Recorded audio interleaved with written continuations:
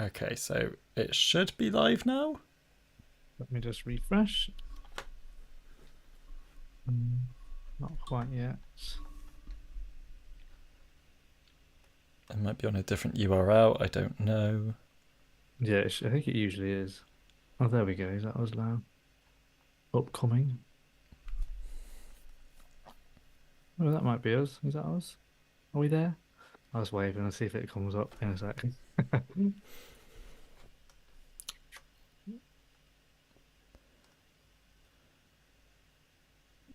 So we've obviously got a bit of a delay, but as we're looking very confused. Promise that we look confused in the There we go. first one. I've waved now. Yeah, there we go. Okay, cool. Right, so we are live. Yes. So yes, welcome back. Apologies, my computer crashed with literally zero warning. But I think I was in the middle of talking about mountain biking. You were. So, so yes, as I was saying, Tom Pidcock, defending champion and world champion, fresh from the Tour de France, will be racing on the roads before he takes to the trails of the mountain biking course. But he sort of seems to have balanced competing in mountain biking and in road racing for a good few years now. So I'm not too concerned as to the impact it will have on him, albeit tighter turnaround.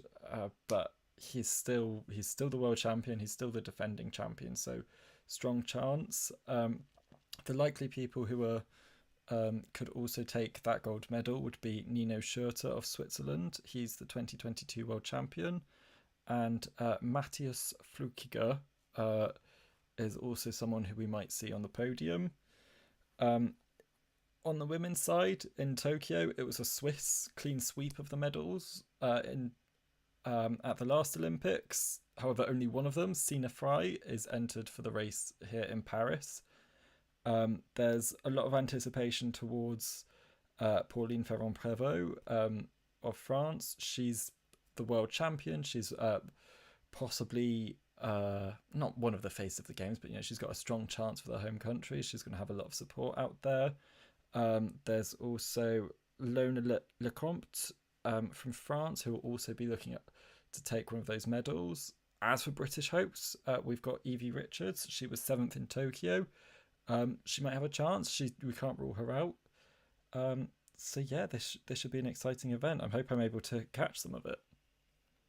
Yeah, I think it's. Yeah, I think Tom's got. I think he will win. I think he's too good not to win. So I'm confident he can do I it. love your confidence. I love your optimism. Well, he's the best, and even though he's done the Tour de France and all that, I think he's decent at both.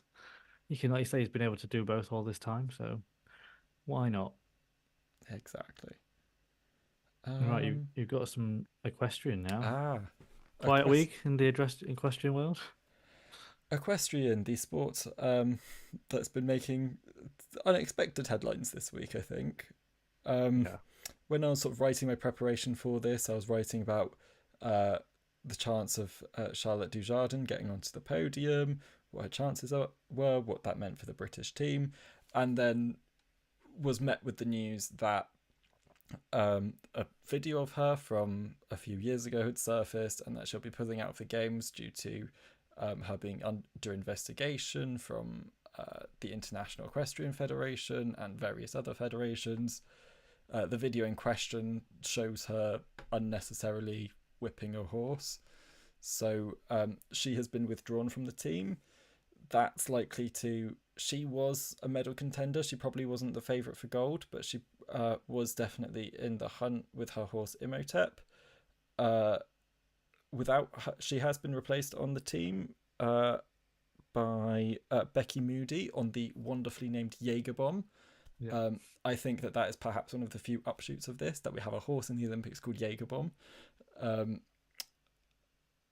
But we still have a chance in the individual with Lottie Fry. She's won... she was the 2022 world champion on her horse Glamourdale. She's won a few medals at the Europeans. But without Dujardin, I don't fancy Britain's chances of a medal in the team event at all. I think that will probably go to one of Denmark, Germany, or the Netherlands. Um, Germany have the likes of Isabel Wurth and Jessica von Bredow Verndl, who is the defending champion. So they have a lot of strength there. And then Denmark with Nana Skotberg Mirald. So that they will be among the likely medalists there. As for in the 3-day eventing, this has sort of moved back to where I think it belongs at the start of the games, which I'm really glad about. Britain are the defending champions, and interestingly, we have the individual world champion in this, but we're only taking her as a reserve, Yasmin Ingham, as far as I could tell. We have Rosalind Cantor, who was world champion before that. She was reserve in Tokyo despite being world champion, so there seems to be a theme of the British team. But she finally gets her chance to compete at an Olympics, so it's a look forward to seeing her take to the trails and the jumps. And then we've also got Tom McEwen, who's ranked world number 3. So there's a strong team. Anything can happen in eventing, particularly on the cross-country courses. So, but there's a strong chance there. Other contenders would be Lara de Liedekerk-Meyer from Belgium, and then Michael Jung of Germany, the 2012 and 2016 champion. Even though he's not been quite in the same form, I'd say with a rider of his skill, you can't completely rule him out. I'm enjoying your yawn there, Chris, whilst I talk about equestrian. You've had a long day. And over in the jumping, Sweden are the team to beat. They're the defending champions. They've got the Olympic, World and European titles at the moment. Their team is spearheaded by Henrik von Eckermann, who, among other titles, is the individual world champion from 2022. Britain do have a strong team, though. We've got Ben Mayer, who's the individual Olympic champion from Tokyo. He was also one of the members of the gold medal winning team from 2012. Also on that team was Scott Brash, who also features on this team in 2024. And then the other member is Harry Charles, who is a member of a big show jumping dynasty. He was on the team in Tokyo. He's, I think, only 25, so comparatively young for show jumping. But I'm optimistic for this team's chances of a medal, either in the individual or in the team. And then I think we also have to be looking to Switzerland here, which is led by 2012 champion Steve Gerdat. He's again, he's not had the same form of recent, but you can never rule him out with the quality of rider he is. Nice. You went through that. After Cantor. I love her name, by the way. Rosalind Cantor. What a name for her. Nominative determinism. She had to be a rider. Nice. Oh, I think I'm talking about fencing next. Oh, exciting. What's happening in fencing? Italy, they're going to win? Yes, in some ways.